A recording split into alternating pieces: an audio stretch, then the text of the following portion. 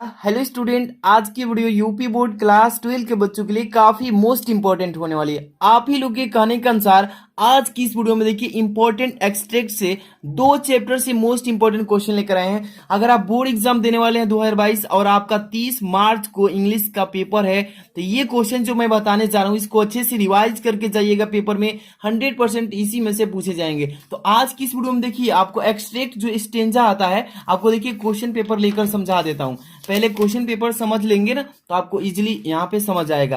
Question number 8 जो paper में आएगा कि read the extract given below and answer the questions that follow. नीचे दिया गया यहाँ पे एक्सट्रैक्ट स्टेंजा के रूप में है, इसको अच्छे से पढ़ लेना है। और यहाँ पे 3 क्वेश्चन पूछे जाएंगे, जैसे कि देखिए स्टेंजा पढ़ेंगे इसमें 3 क्वेश्चन पूछे जाएंगे जो एक एक क्वेश्चन 2-2 नंबर का होगा, यानी कि क्वेश्चन 6 नंबर का आपको रहेगा। तो आज की इस वीडियो में दो मतलब एक्सट्रैक्ट बताएंगे यानी स्टेंजा के रूप में। पहला जो है माई मदर एट 66 इस चैप्टर से बताएंगे। इसके बाद देखिए दूसरा जो स्टेंजा है आपका कीपिंग क्वाइट वाला चैप्टर से। ठीक है, दोनों का सलूशन हम कैसे आपको बोर्ड एग्जाम में करना है दोनों बताने वाले हैं। तो वीडियो को तुरंत लाइक करके चैनल पर नए तो सब्सक्राइब कर लीजिएगा। आगे की हम तैयारी पूर्ण यहीं पे कराएंगे। चलिए देखिए सबसे पहले यहाँ पे जो आपका माई मदर एट 66 से इस चैप्टर से इस स्टेंजा को यानी एक्सट्रैक्ट को चुना गया है, काफी मोस्ट इंपॉर्टेंट है। ठीक है ना, देखिए इसमें पहले इसको पढ़ेंगे कि ड्राइविंग फ्रॉम माई पेरेंट्स यहाँ पे home to Cochin last Friday morning I saw my mother beside me, doors open mouthed, her face a hin like that of a corpse, and realized with pain that she was as old as she looked. इतना आपने जैसे ही पढ़ा है आपको तो पढ़ के भी मालूम हो जाएगा किस चैप्टर से इस स्टेंजा को एक्सट्रैक्ट को दिया है। तो सबसे पहले ट्रिक समझिए, ये मदर वाला दे रहा है ना माई मदर, आपको देखने में ही मालूम चल रहा है कि स्टेंजा जो दिया गया है एक्सट्रैक्ट ये किस चैप्टर से, तो माई मदर एट 66 इसी चैप्टर से दिया गया ना। तो आप यहां से एक फाइंड आउट करने का ट्रिक भी समझ सकते हैं। किसी भी स्टेंजा में एक्सट्रैक्ट में आपको उस चैप्टर का थोड़ा सा अंश मिलेगा, आप आसानी से समझ सकते हैं। चलिए तो उतना उससे मतलब नहीं है, लेकिन आपको यहाँ पे पढ़ना है इसको और इसको आंसर को अच्छे से तैयार कर लेना है कि किस चैप्टर से इस एक्सट्रैक्ट को दिया गया है। सबसे पहला क्वेश्चन कि where was the poetess driving to. इससे पहले कि मैं इसको थोड़ा सा हिंदी में भी इसका अर्थ समझा दूं ताकि आपको इसका आंसर याद करने में आसान हो जाएगा। ड्राइविंग फ्रॉम माई पेरेंट्स यानी कि मेरे माता पिता से driving home to Cochin last Friday morning पिछले शुक्रवार की सुबह कोचिन घर में। आई सा माई मदर मैंने अपनी माँ को क्या क्या देखा, बी साइड में जो मेरे बगल में बैठी थी, डोज दर्जन ओपन माउथ उसके मुख खुले हुए थे, हर फेस ऐसे like that of a corpse and realized that with pain that she was as old as she looked। यानी कि उसके मुख खुले हुए थे और उसका चेहरा नींद की तरह एक लाश की तरह और दर्द के साथ महसूस किया कि जितनी बूढ़ी दिखती है उतनी बूढ़ी भी हो चुकी है। इतना हो जाएगा। इसका आपको हिंदी में थोड़ा समझा दिया कि इसका जब आंसर पढ़ेंगे ना समझ में आ जाएगा। ओके, तो देखिए यहाँ पे first number where was the poetess driving to, इसका मतलब कह रहा है कि कवित्री कहाँ जा रही थी। ठीक है, तो इसी में इसका आंसर है। ठीक है, इसका आंसर अभी हम यहाँ पे लिख के बताएंगे। दूसरा क्वेश्चन पढ़िए, which figure of speech is used in the line her face ashen like that of a corpse. इसका आंसर अभी हम बताएंगे। इसके बाद देखिए मतलब इसका कह क्या रहा है, इसका अर्थ कि पंक्ति में किस वाणी का प्रयोग किया गया है, उसका चेहरा लाश के समान रखा गया है, राख है। यहाँ पे third number what pain did the poetess experience, यानी कह रहा है कि कवित्री ने किस दर्द का अनुभव किया। तो यहाँ पे देखिए सबसे पहले नंबर इसका पहला का आंसर आपको हम बता देते हैं कि where was the poetess driving to, यानी कि कवित्री कहाँ जा रही थी। तो यहाँ पे इसका देखिए बोर्ड एग्जाम में अगर आपको ऐसे स्टेंजा आए तो आपको कैसे करना है, यहाँ पे क्वेश्चन नंबर पहले तो आपको डालने के लिए मैं बता ही दिया हूँ। क्वेश्चन नंबर कैसे डालेंगे, ये ब्लू पेन है इससे ही डाल देता हूँ। चलिए आप लेकिन बोर्ड एग्जाम में काला पेन, क्वेश्चन नंबर कितना नंबर पे है तो 8 नंबर। ठीक, और यहाँ पे कमा लगा के आंसर ऐसे लिख दीजिएगा। यहाँ पे इसको अंडरलाइन कर देंगे तो और भी अच्छा दिखेगा। ठीक, इस तरीके से कर लेंगे। और फर्स्ट नंबर क्वेश्चन का आंसर लिखना है ना, यहाँ पे 1 नंबर डाल के यहाँ पे आंसर लिख दीजिएगा ऐसे, आंसर नंबर फर्स्ट। ठीक है, इसका यहाँ पे आंसर क्या लिखेंगे, देखिए पहला नंबर कि द पोएटेज वाज ड्राइविंग, इसी में है the poetess was driving to the Cochin, यहां पे लिख देता हूं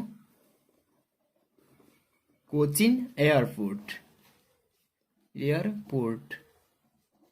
ये हो गया इसका आंसर। ठीक है, इसका मतलब क्या कह रहा है कि कवित्री गाड़ी से कोचिन हवाई अड्डे जा रही थी। ठीक है, इसका आंसर पहला का कर दिए। इसके बाद दूसरा पढ़ लेते हैं कि which figure of speech is used in the line her face ashen as in like that of a corpse. इसका आंसर मैं लिख देता हूं कि कह रहा है कि पंक्ति में किस वाणी का प्रयोग किया गया है, उसका चेहरा लाश के समान रखा है। तो यहाँ पे इसका आंसर 2 नंबर का लिखेंगे, यहाँ पर आंसर नंबर 2 ऐसे लिख लेंगे। ठीक है, 2 नंबर इस तरीके से। अब यहाँ पे इसका आंसर लिख देते हैं, जैसे कि कह रहा है कि दी गई पंक्ति में जो सिमली दिया है ना, सिमली शब्द का प्रयोग किया है, उसी को यहाँ पे यूज करेंगे। तो द फिगर यहाँ पे लिख देते हैं द फिगर ऑफ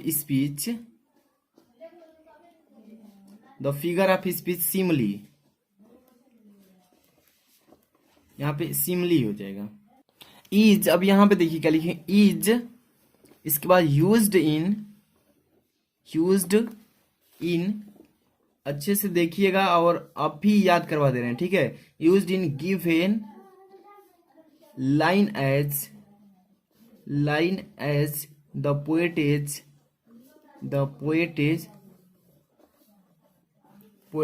अब यहाँ पे सीस। ठीक है, हर मदर यहाँ पे लिखेंगे, फिर हर मदर डोजिंग ऑफ, वो डबल एफ लगेगा, of with her mouth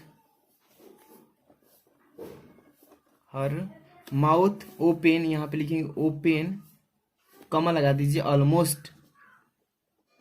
almost like A corps.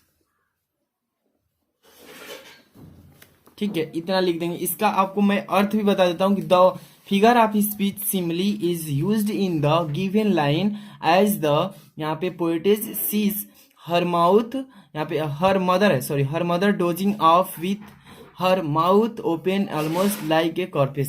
इसका मतलब क्या करे कि दी गई पंक्ति में सिमली शब्द का उपयोग किया गया है, क्योंकि कवित्री अपनी माँ को लगभग एक लाश की तरह मुंह खोलकर सोते हुए देखती है। ये हो जाएगा इसका राइट आंसर। इसके बाद तीसरा नंबर क्वेश्चन पूछा है, what pain did the poetess experience, यानी कह रहा है इसमें कि कवित्री ने किस दर्द का अनुभव किया है। तो तीसरा का यहाँ पे पहले हम आपको बता देते हैं, तीसरा आंसर लिख लेते हैं, कवित्री ने किस दर्द का अनुभव किया है। तो देखिए उसकी माँ जो थी, अब उसकी बूढ़ी माँ को देख करके उसका दुख को, दर्द को अनुभव किया था। तो यहाँ पे इसका आंसर पहले लिख देता हूँ। देखिए सी फेल्ट, वो महसूस किया, सी फेल्ट।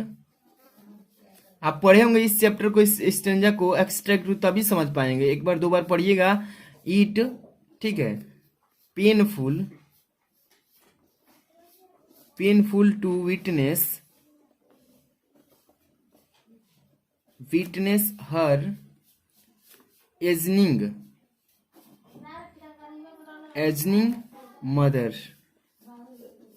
ठीक है, इसका मतलब क्या कर रहा है कि she felt it painful to witness her ageing mother, यानी कि उसे अपनी बूढ़ी माँ को देखकर दुख हुआ। यही तो हुआ था उसके, मतलब कवित्री ने किस दर्द का अनुभव किया था, उसकी बूढ़ी माँ को भी देख करके उसके ही माँ के समान उसका दर्द भी क्या होने लगा, मतलब कि अनुभव होने लगा। इस एक्सट्रैक्ट को अच्छे से तैयार कर लेना है। पेपर में ये 6 नंबर का आता है। कितने नंबर? 6 नंबर का। 2-2 नंबर की ये क्वेश्चन आएंगे। 2 नंबर कितने नंबर हो गया? 4 और 2 नंबर 6। अगला आप देखेंगे जो कि वेरी वेरी मोस्ट इंपॉर्टेंट, ये भी आपके कौन चैप्टर से?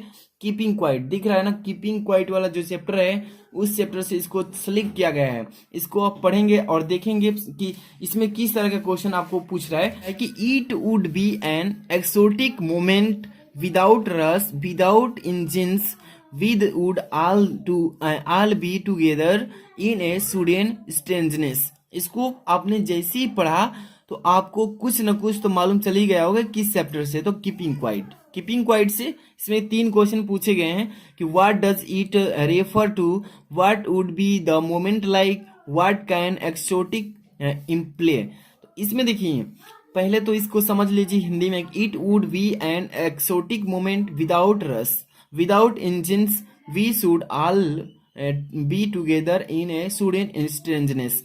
इसका मतलब क्या रहा है कि देखिए यह बिना हड़बड़ी के एक आकर्षक क्षण होगा, यानी बिना इंजन के हम सब एक साथ अचानक विचित्र में होंगे। स्ट्रेंजनेस मतलब विचित्र में अचानक से होंगे।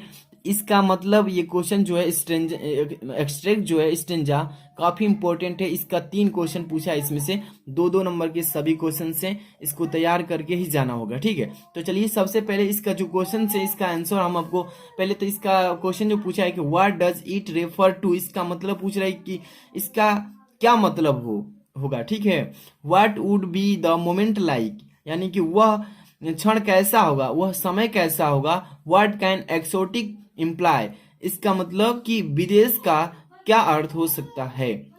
इसका पहले फर्स्ट नंबर का आंसर लिख लेते हैं। देखिए फर्स्ट नंबर आंसर यहाँ पे देखिए इसका पहला का आंसर लिख लेते हैं कि इट रिफर्स टू कीपिंग। ठीक है, इट यहाँ पर सिंगल इन्वर्टेड कामा में इसको लिख लीजिएगा, इट को refers to keeping,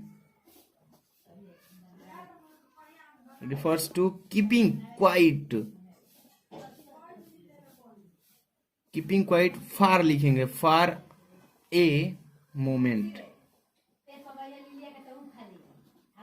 full stop. ठीक है, इस तरीके से पहला क्वेश्चन का आंसर हो गया कि it refers to keeping quiet for a moment, यानी कि यह काफी एक पल के लिए रखने के लिए संदर्भित करता है। ठीक है, यहाँ पे दूसरा का लिख लेते हैं। देखिए ध्यान से अच्छे से याद करके जाइएगा, समझ में नहीं आएगा तो आप दोबारा भी बताएंगे। What would be the moment like, इसका मतलब करे वह क्षण कैसा होगा। तो यहाँ पे दूसरा का बता देंगे आंसर की। देखिए वो जो क्षण होगा वह क्षण जो होगा जीवन की लड़की की हलचल की अनुपस्थिति शांति की भावना प्रदान करता है। तो यहाँ पहले लिख लेते हैं तब उसको समझाते हैं। The absence of hostel,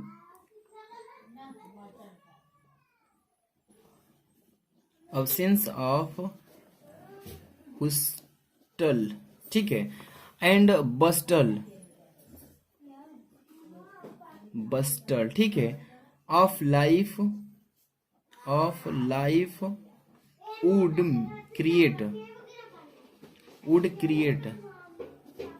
create के बाद ए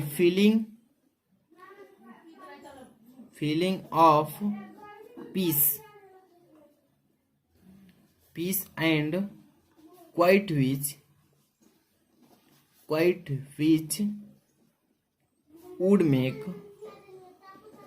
would make